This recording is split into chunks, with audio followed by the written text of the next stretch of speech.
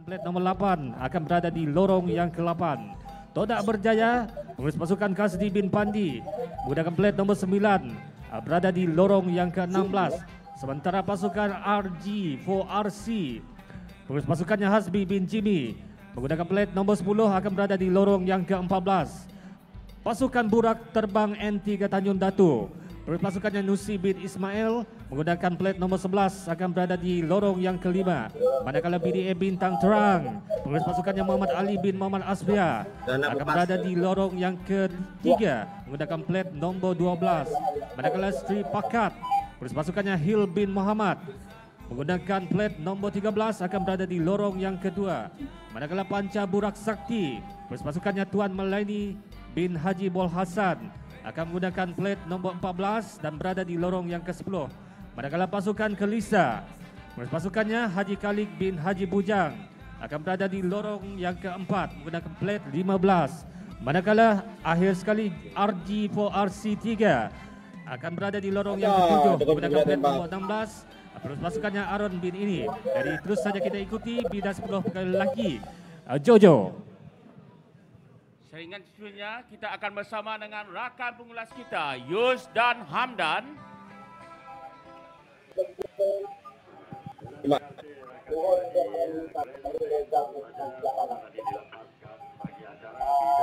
Pegawai lelaki dalam Esra Energy Perhat bagi saringan E yang baru dilepaskan sebentar saja tadi. Kalau kita lihat dari pandangan di dalam pengulas ini, kedua buah perahu yang menggunakan plat nomor 1 Udak dan juga plat nomor 4 Sinaran dari sisi belakang cuba untuk menjarakkan kedudukan di tempat pertama dan juga tempat yang kedua.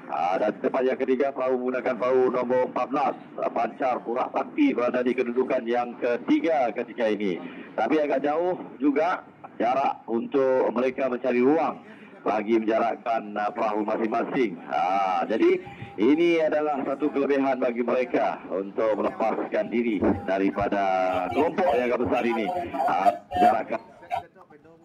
Menjarakkan kedudukan di antara perahu-perahu mereka ini.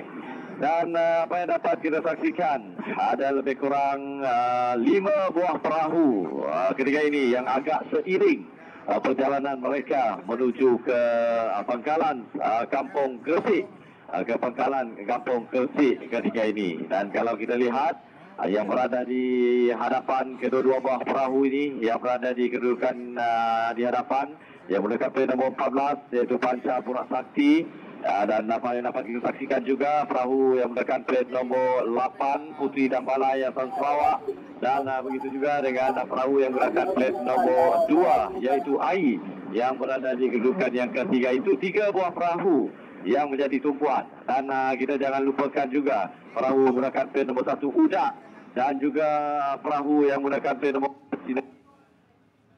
Ratu Balkis 1 yang juga seiring bersama dengan perahu-perahu yang lain. Baiklah, untuk gambaran yang seterusnya kita bersama dengan rakan pengulas kita, dan silakan. Terima kasih Yus. Jadi acara bidang 10 pengayuh lelaki bagi merebut piala Petra Energy Berhad saringan E ini sedang hangat berlangsung, yang mana ketika ini mereka betul berada di hadapan pangkalan Kampung Gresik.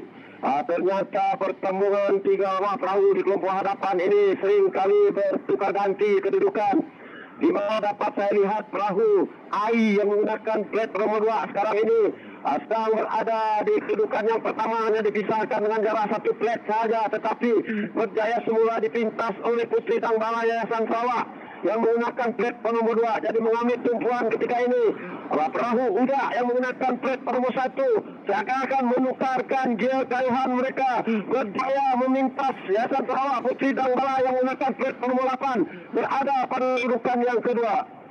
Manakala perahu yang pada awal saingannya tadi berada pada kelompok 1 dan 2 yaitu perahu Sinaran Ratu Balkis 1 ketika ini sedang berada di kedudukan yang keempat, tetapi mengambil tumpuan di sebelah kanan sana yaitu perahu yang menggunakan plat nomor 9 Todak Berjaya. Seakan-akan Berjaya berada pada kedudukan yang keempat, semakin merapatkan kedudukan untuk mengejar perahu AI yang menggunakan plat nomor 2. Jadi ketika ini pertembungan di antara Uda dan juga perahu Putri Dangbala Yayasan Sarawak. Ketika ini bagi kedudukan 1 dan 2 masih lagi sengit. Manakala kedudukan 3 dan 4 pertembungan di antara AI yang menggunakan platform nomor 2 sedang diberi tentangan yang begitu sengit daripada Toga Berjaya yang berada pada kedudukan yang keempat. Manakala di kedudukan yang kelima perahu yang menggunakan platform nomor 4 yaitu Sinaran Ratu Balkis.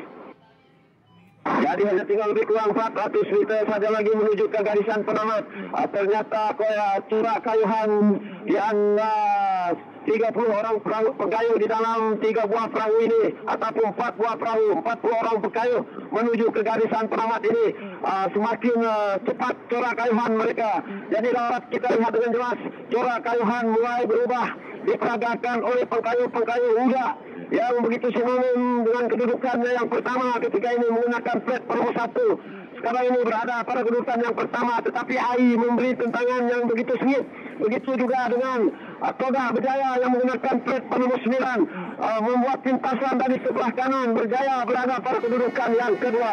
Manakala di kedudukan yang ketiga pula sudah pastinya milik AI, dan di kedudukan yang keempat pula adalah perahu Putri Dangbala Yayasan Sarawak. Jadi begitulah tidak resminya bagi acara Bidang 10 Pengayuh Lelaki Petra Energy kita bersama dengan rakan pengulas kita. Silakan. Terima kasih dan